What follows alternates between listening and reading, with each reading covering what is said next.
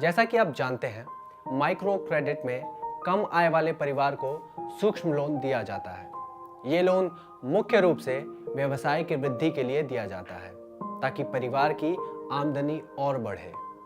हम सब आम लोगों को कई दफा लोन की जरूरत पड़ती है, जैसे कि घर बनाने के लिए, व्यवसाय के लिए, बच्चों की पढ़ाई के लिए, किसी इमरजेंसी से निपटने के लिए या कुछ बड़ा सामान खरीदने के लिए, जैसे टीवी, बाइक आदि।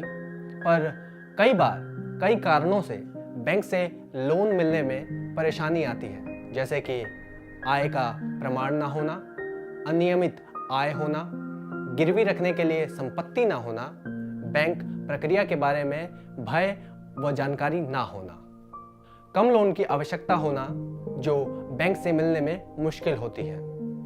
इन सब कारणों से बैंक द्वारा लोन मिलना मुश्किल होता है और बहुत बार लोगों को साहूकारों से भारी ब्याज पर लोन लेना पड़ जाता है।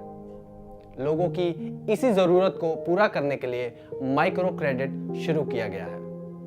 आज माइक्रो क्रेडिट देश के करीब 600 से ज्यादा जिलों में 5 करोड़ से भी ज्यादा लोगों को लोन प्रदान कर रहा है, जिसमें से अधिकांश महिलाएं हैं। माइक्रो क्रेडिट मुख्य रूप से महिलाओं का समूह बना के उनको दिया जाता है। समूह एक दूसरे के लोन की जिम्मेदारी भी लेता है। लोन लेने के लिए महिलाओं को कहीं दूर जाने की जरूरत नहीं होती है।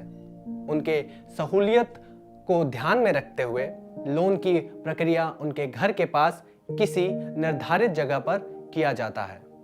माइक्रो क्रेडिट के कुछ नियम। माइक्रो क्रेडिट सिर्फ आरबीआई नियमित कंपनियां जैसे NBFC, MFI, NBFC, SFB bank etcetera द्वारा दिया जाता है। माइक्रो क्रेडिट आप किसी को भी नहीं दे सकते। ये लोन देने के लिए आरबीआई ने कुछ नियम बना रखे हैं।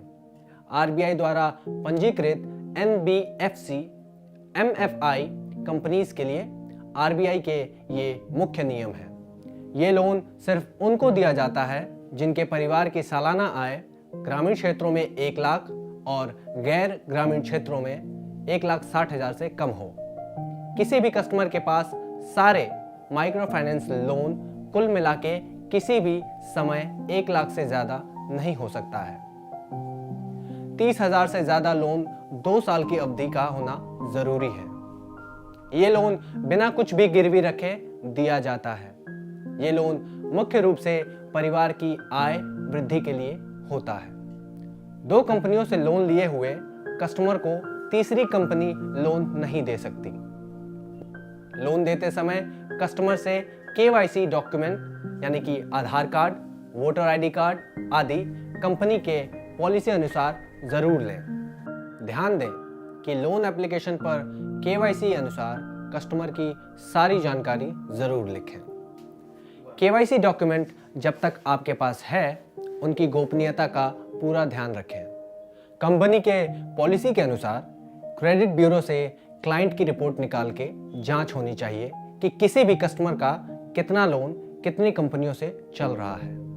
कस्टमर को बताएं कि प्रिंसिपल मूल राशि के अलावा लोन के सिर्फ 3 भाग होते हैं। इंटरेस्ट यानी कि ब्याज दर, प्रोसेसिंग फी यानी कि प्रक्रिया शुल्क, इंश्योरेंस फी यानी कि बीमा राशि। कस्टमर को कंपनी के शिकायत निवारण ढांचे के बारे में बताइए। ध्यान रहे कि एमएफआईएन व आरबीआई के नंबर बताना जरूरी है। क्लाइंट हितों के बारे में हम क्यों सोचें?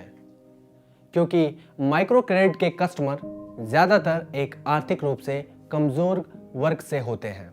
हमें उनके हितों का खास ख्याल रखना हमारी जिम्मेदारी है।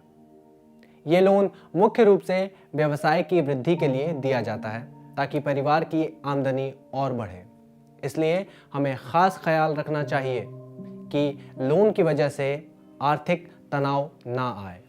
अगर कस्टमर हित को ध्यान में रखते हुए हम आगे बढ़ेंगे तो ही हमारे व्यवसाय में भी वृद्धि होगी और इसी से तो हमारी नौकरी चलेगी।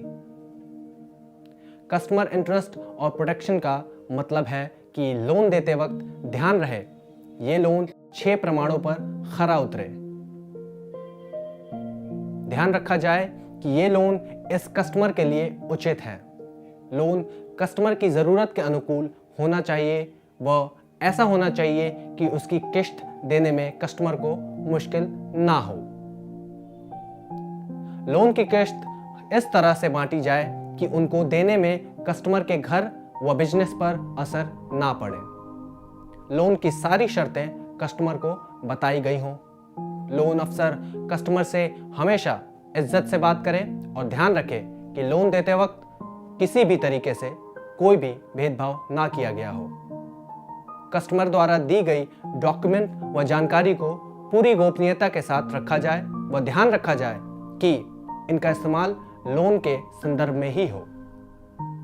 कंपनी द्वारा कस्टमर की दुविधा व शिकायतों को सुलझाने के लिए एक शिकायत निवारण तंत्र हो, जिसकी जानकारी उन्हें विस्तार में दिया जाए। इन कुछ चीज़ों से हम ये सुनिश्चित कर पाएंगे कि कस्टमर पर कोई जोर दबाव ना पड़े और ये लोन उनके लिए और संपन्न बनाने का एक जरिया बने।